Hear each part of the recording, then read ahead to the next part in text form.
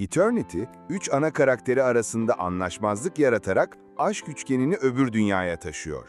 David Frey'nin Patrick Kinane birlikte senaryosunu yazdığı romantik komedi, alışılmış bir klişeyi alıp ona yeni bir enerji katıyor.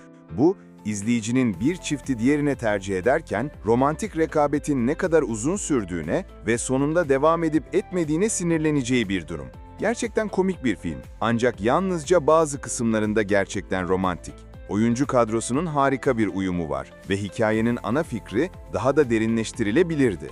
Eternity, büyük ölçüde eğlenceli bir romantik komedi ve hikayenin ana fikrine yerleşmeden önce sonucu birkaç kez sinir bozucu bir şekilde değiştirmeye çalışan hikayesinden ziyade, oyuncu kadrosunun güçlü yanlarına yaslandığında en iyi sonucu veriyor. Eternity, komediyi ve oyuncu kadrosu uyumunu sonuna kadar kullanırken sıkıcı bir an bile yaşanmıyor. Film, 65 yıldır evli olan ve bir hafta arayla ölen John ve Larry'nin hikayesini konu alıyor. Larry, ahirette Anna ile tanışarak önce davranır. Bu ahiret, yeni ölenleri hangi sonsuzluğu seçmeleri gerektiğine ikna etmeye çalışan insanların katıldığı bir turist kongresi gibidir. Bir kez seçildikten sonra geri dönemezler veya boşluğa düşme riskini alamazlar. Larry, hayatlarının büyük bir kısmını birlikte geçirdikleri John'la birlikte sonsuzluklarında da aynı şeyi yapacaklarına ikna olmuştur. Ancak ölüp evliliklerinin ilk günlerinde çatışmada ölen bir asker olan ilk kocası Luke'la yeniden bir araya geldiğinde,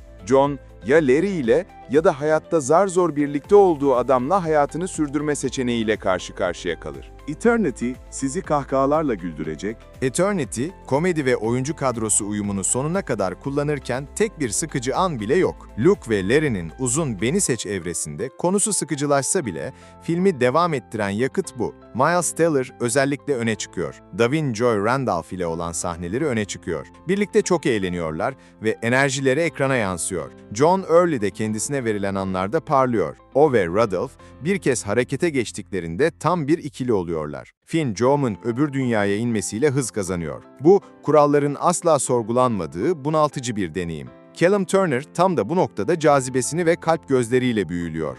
Ancak Larry ile karşılaştırıldığında Luke o kadar iyi geliştirilmemiş, muhtemelen genç yaşta öldüğü ve tam anlamıyla dolu dolu bir hayat yaşayamadığı için. Yine de John'un Luke'a neden bu kadar aşık olduğunu anlayabiliyoruz. Aralarındaki bakışlar elektrik yüklü.